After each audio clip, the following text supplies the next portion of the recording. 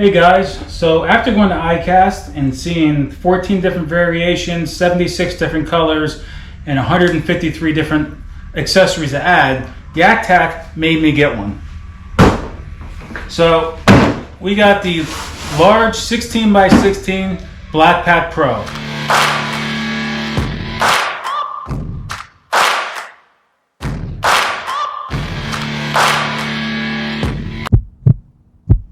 So on this episode, we're going to go over the unboxing and assembly of the Black Pack Pro by Yak Tack, the 16 by 16 large size. I do want to say everything that I review or put together or show you on this channel, I personally purchased myself. None of this stuff is given to me.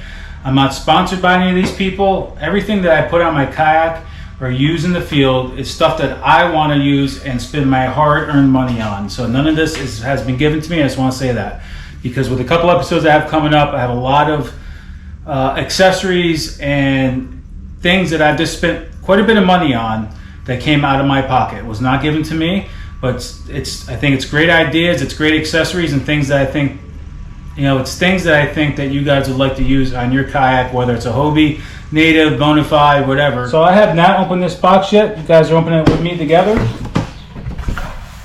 And this is the large 16 by 16. And as you see, it comes with 6 rod tubes. So you can see you got kit A, B, C, D, and E. 6 rod tubes, instructions, and your side and bottom plates. So one thing I would recommend, if you do not have a small power drill or understand how to use the clutch properly on a power drill, I would put this all together by hand. I'm probably going to use a small drill to put this together, but I'm also going to just not go all the way and have the clutch set really low. And anything that I don't feel comfortable putting together with the drill, I will use a screwdriver. So the first step is attaching the side panels to the bottom plates. As you can see, it's pretty self-explanatory how it lines up.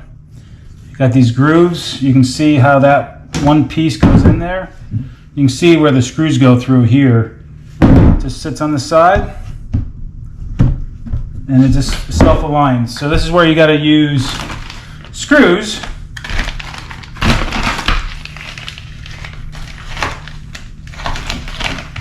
to do this. They're stainless steel screws, and like I said, I'm using a small drill with the clutch settings, which is a little Milwaukee 12 volt. And obviously, being it's stainless steel, they're not going to be magnetic, so you're going to have to just set them there by hand and just screw them together. I mean, you can't get any easier than that.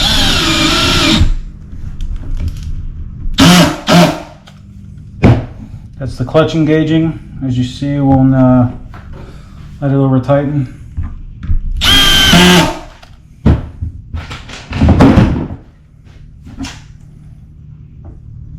So you're just sticking that on the tip, being magnetic.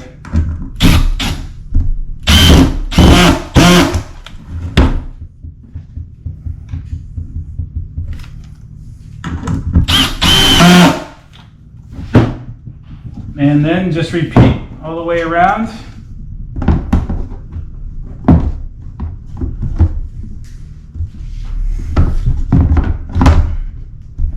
They're all kind of locked together.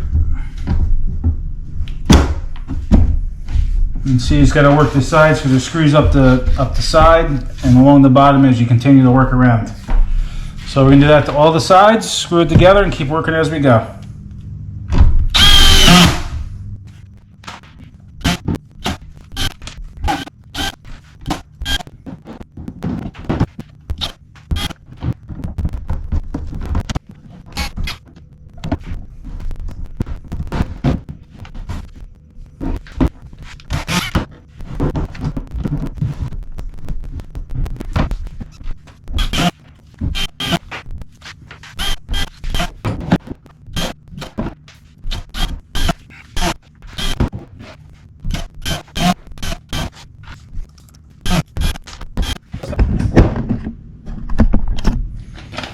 So the next step is, once you get all the sides together, you can see how to kind of like rush through it and how to pull a couple of screws back out to work the inner panel, the last panel.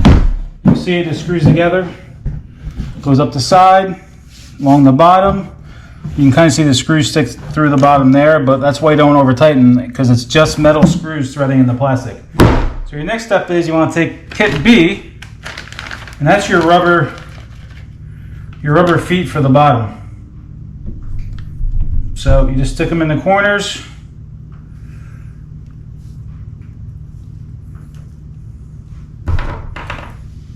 And you kind of see how there's a recess right there. So that's where the screw and the washer will sit in. Stick them on your four corners. They really only kind of go one way for the most part. And then you got your screws and your washers that hold those on. So you just want to stick a little washer in there. Once again, this is all stainless steel hardware. And then you got your 4 number 10 screws. Once again, do not over tighten. So your next step you want to do is take your lid. It says made in the USA, turn it upside down, and as you can see, there's these little screw bosses that stick out. So you can see they're halfway down. These are your rubber stoppers or rubber bumpers for your lid.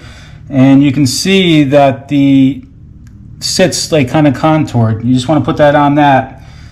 And just kind of sits like that. So you got 4 of those. They go on. Can't miss where they go. And that's it. So the next thing you want to do, don't mind all the sweat. I'm out in my garage and it's like 105 degrees right now. And that's no exaggeration. In South Carolina with the heat index, possibly 110 today. But the next thing you want to do is take your kit C and you want to find your hinges. Alright, you got some 832s and you got some 832 nuts with the nylon, nylon nut to prevent it from loosening up. That's where it's going to adjust your tension on this. When you put this in, the more you tighten it, the easier or harder it is for the lid to close. So if you kind of want to open it up and kind of hold there and not flop back down, and you have to, force it down, not force it, but close it by hand instead of it just falling. That's where you can adjust it when you do this. So this is where it comes into your own, what you want to do, your own opinion of how you want to set this up. So I'm going to set it up like this and hinge it, this will be sitting behind my seat, and I'm going to hinge it back. This way I can stick my rods either on the side here yet or in the back. I haven't decided how I'm going to set the rods up exactly yet. That's your lid. So the next thing you want to do is put your hinges on. So to do your hinges, you can see the 2 pieces that interlock together. And they got a built-in, like a nut holder basically, but you want to slide your 832 through. Sometimes you got to thread it in almost with a drill. Okay, you want to set your nut inside that built-in basically holder before you go all the way through. Now I wouldn't tighten it too much yet. Repeat the process once again. Obviously your flat side in, which will go against the actual black pack. So like I said, I'm going to have my lid open up this way behind my seat. So you kind of just want to find, you can see there's 2 holes, 3 holes actually that line up with these hinges, but I think it looks like you use probably the back 2. No, it looks like you use the one up front. Yeah, there's like more of a, you can see how it sits. You want that flatter side, and you can see where the holes line up. So we're going to take our screws and do that next, and put the hinges on. Now you can have the hinges go in any direction you want, this lid go in any direction you want. And I'm sure, anytime you change your mind of what you want to do, you can just unscrew it and move the hinges to the other side. Once you get down your kayak and you use it for a day and you don't really like it,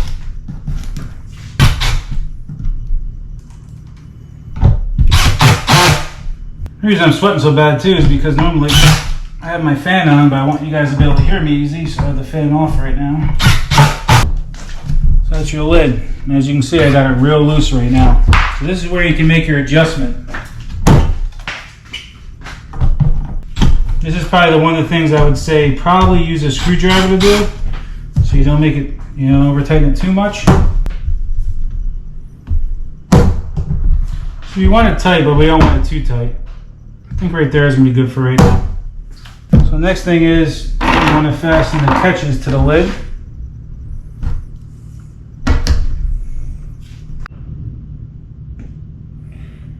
So there's a couple different ways you can put these catches on, but the architect prefers that they're close to the outside edge. So we're going to put them in where they prefer or suggest that we put them on. That's pretty much our back pack to start. Black pack.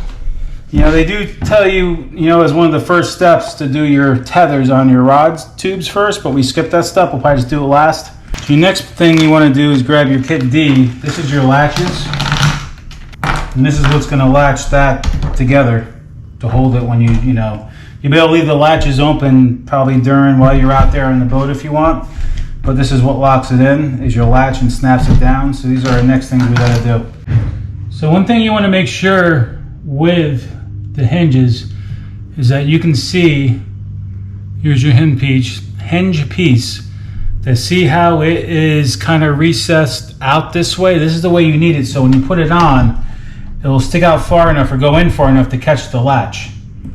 So that's one thing you got to just double check when you're doing it, is that you got it sitting the right way. So you can see it's self-explanatory where the screws go, where the hinges sit and everything. It's pretty much outlined per their print, how they printed these pieces up. And as you see, when you go over the top, it clicks and holds it in. So when you push down on it, you can see it's quiet. So they do recommend getting used to doing that. So when you're on the water, you're not doing that and making noise and making an echo. Just kind of push down and you can see how quiet it is. And that's your latches. Like I said, main thing is you want to make sure that before you put it on, that it's kind of sticking out that way. So when you put it on, it'll go over the top of the latch and click in place. All right, so my camera overheated, so I opened up my garage doors and also cool the camera down for a bit because I want to keep using the same camera. So back to where I was, we want to finish the install of the hinges once I can find my piece. So as you can see, it just clips over. You can do it real quiet, or you can let it snap in place, or you can push down when you put it back to keep a quiet operation. Why I had my doors shut before is because there's people mowing the lawn, people passing by, just trying to keep the background noise down. But we're going to have to leave them open for now, just to keep it cooler in the garage, keep the camera running cooler. That's the first time I've actually had the camera shut down on me from the heat, even all the times I've been out in the elements. So I guess being in the enclosed garage with no fan on overheated it. So that's it. So the next thing is your handles. They suggest keeping them on the same side as the hinge and the class slide. So I guess we'll follow the instructions and do what they suggest. I guess because they all want this. I don't know what the difference would be, but I guess they feel more confident being on those two sides. So you can kind of just line up in the middle. You can see there's holes. Sorry if you hear any kids talking or screaming in the background. I want to keep it a little bit cooler in here for the camera so we can get this done for you. So, cut and dry. Holes line up all the way across, down the side, in the middle. Just put those on.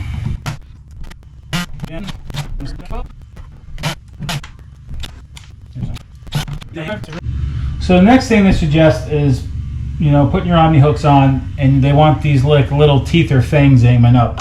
They suggest it going as high as possible. Now they say sometimes that interferes with the rod tubes. You may have to slide it down, all depending on how your setup is. So we're going to start at the top and leave it there until we use this a few times. But you can see they give you these hooks. Now these hooks, you got to work through some bungees.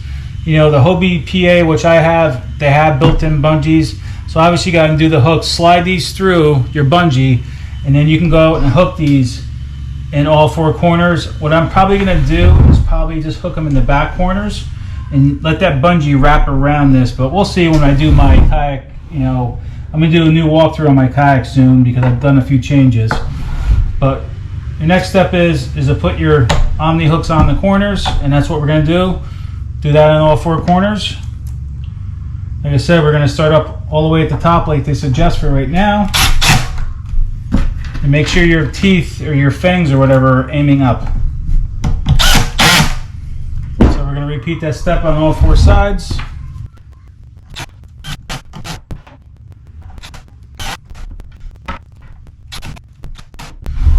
So you have a plethora of screw bosses everywhere to attach all your attachments. Obviously they're short, they have them on the inside too, so you can screw things on the inside. But I would suggest getting these, I think they're number 10 stainless steel screws by 1/2 inch. Yeah, I'm just looking at the thing. So these are number 10 by 1/2 inch. Now you'll be able to attach things up top here. You'll be able to attach things on the bottom, you know, on the bottom of the lid, on the inside. You could probably mount, you know, all sorts of like doodads and hooks that go on here. Now Yak Attack's slowly building new things every day. At the show they had a ton of stuff, so much stuff I couldn't even go through. But if you just go on the website you can see. But like most time I'll probably just leave this on the kayak, you know, with the lid not, you know, fastened down. You can see it holds open, or you can make it even tighter where it'll stay right there and stay holding open. So you can kind of see what that's all about. Lock the lids. We're in transport. You got your side handles to carry it. Now the last and final thing to do is your rod tubes, and then like I said, you got these hooks that hook in the corner. Now those I'm not going to review today. I'll show that how I have it set up on my kayak when I do the kayak review, and show how I put these in on the Hobie at a later time. But you can see they have these 4 hooks to be able to attach in the corners everywhere is needed to tie down with bungees to hold this on place on your kayak. So the last thing we got to do is the rod tubes. So for your rod tubes, they come with a bungee. So you gotta just put an overhand knot at the end of the bungee. You want the tag end to be as short as possible. So what I do is I tie it really tight. Sometimes use my teeth, and I just use a little pair of diagonal cutters. So you gotta make a little tag end. You want to feed that through the hook, the tether tube hook, you can see, and you want to pull that through so it sits up inside there. Then what you gotta do is, you can see there's a hole on the top of this tube. You got to feed that through, get it started,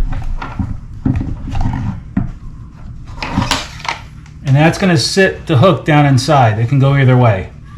You feed it around, and you can see at the bottom of the tube there is a little hook that they screw on, and that holds the tension. Once again, you got to do a tag in on the end of the bungee. You want it as tight as possible and small of a tag line as possible. Like I said, I pull it, use my teeth, and I'll use a pair of diagonal cutters to cut off the excess tag. Up top here, there's a little slit in the tube. Put that in, pull it down, and right there is your tension on your bungee. You can fit up to 4 tubes down one side. Like this and like this.